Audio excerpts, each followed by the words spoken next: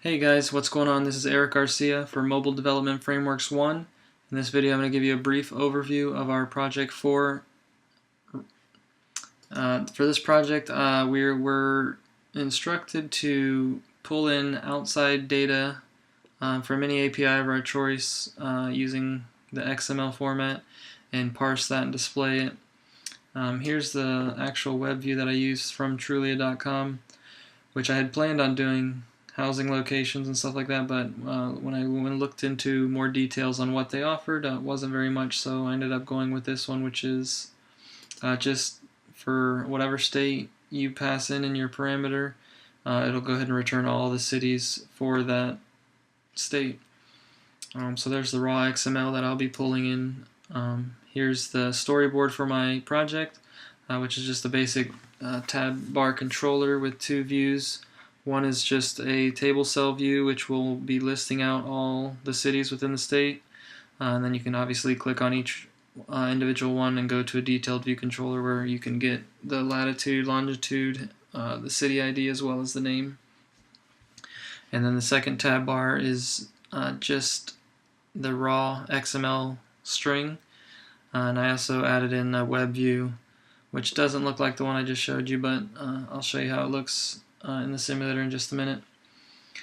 Jumping through the code really quick, the main view controller here, which is labeled home views controller, basically here at the top is where we're creating the URL, which is pulling in the XML data. And like I said, I have it hard coded for Florida, but you could do any of the states. Then you create the request and the connection to this site. When that connection, these methods are automatically called. Did receive data, where we are initializing the singleton, which is the XML data manager here, to append that data there, because I wasn't really able, through lots of research, to save to the file. I think it's something wrong with my simulator. But it just wasn't wanting to save to the file, even though I was grabbing the correct path and everything like that. It just didn't want to write for some reason, so I have that commented out.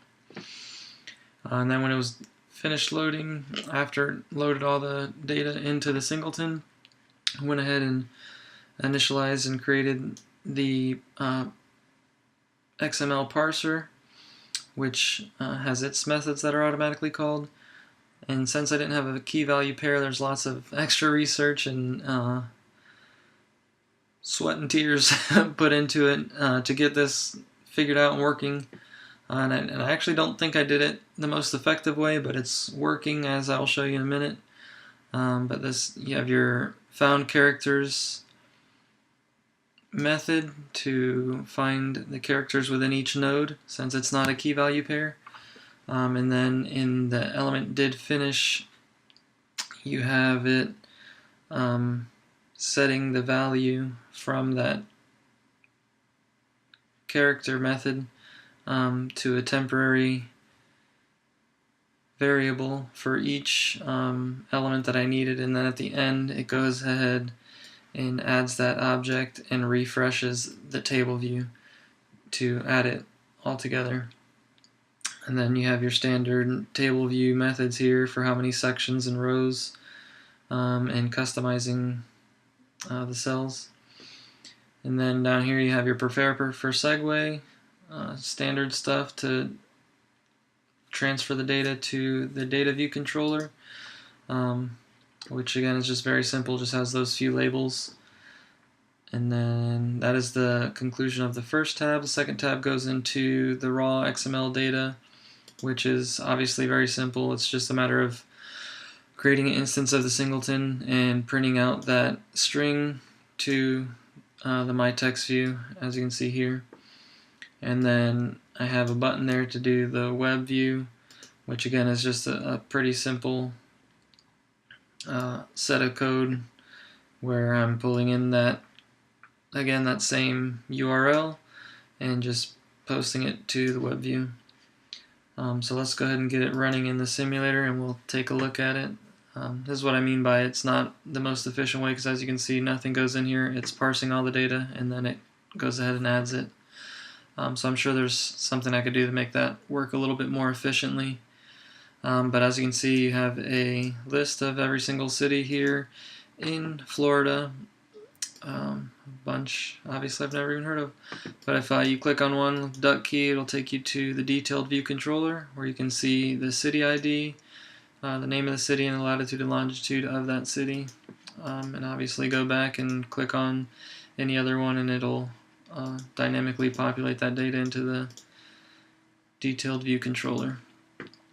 Then with the second tab, you have the raw XML data, which is just printed from the singleton into a string and posted into this text view.